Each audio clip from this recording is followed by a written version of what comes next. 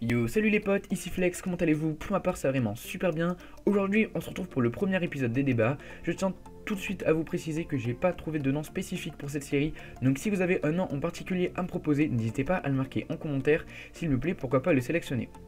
Alors pour ce premier épisode, j'ai décidé de vous parler de Fortnite sur PC, PS4, Xbox ou encore tout récemment iOS. Alors j'ai fait cette vidéo en 3 parties. La première partie étant le cross-platform.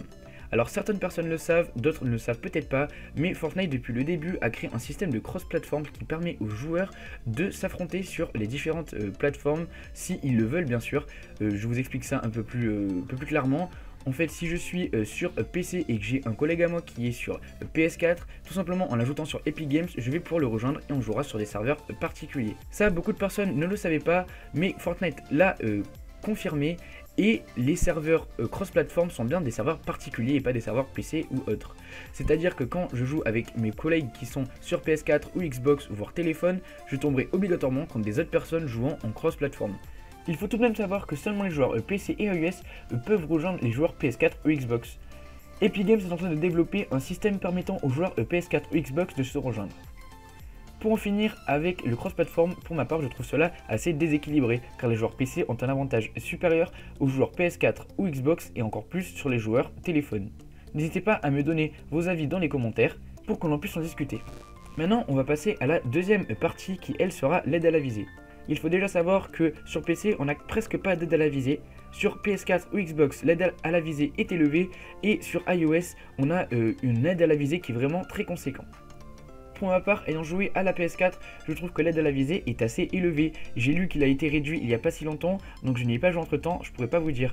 Mais c'est vrai que Epic Games bosse beaucoup sur ce sujet-là, car je vois souvent sur les notes de patch qui sont énormément modifiées sur les consoles. Sur téléphone, il n'y a pas eu encore de mise à jour. Je sais que l'aide à la visée est vraiment très élevée, mais le problème c'est que c'est clairement injouable. Alors l'aide à la visée au niveau des joueurs PC PS4 pour le cross-platform, ça c'est quelque chose assez, je sais pas, c'est pas trop descriptible, sachant que un joueur PC joue à la souris et donc sera obligatoirement plus précis qu'un joueur PS4 même avec de l'aide à la visée. On va tout de suite passer à la troisième partie qui n'est autre que la jouabilité. Ce qu'il faut savoir, c'est que sur PC, on a beaucoup plus de jouabilité, beaucoup plus de possibilités, même d'accessibilité, j'ai envie de dire, au niveau des touches, du clavier, des souris même. On peut build beaucoup plus rapidement, changer d'arme beaucoup plus rapidement, enfin, on a de meilleurs réflexes.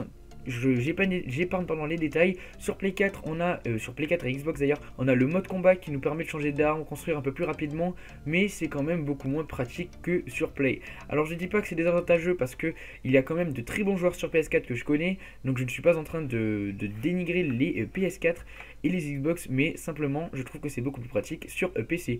Au niveau des téléphones, je préfère vraiment pas en parler, je trouve que le jeu est clairement raté.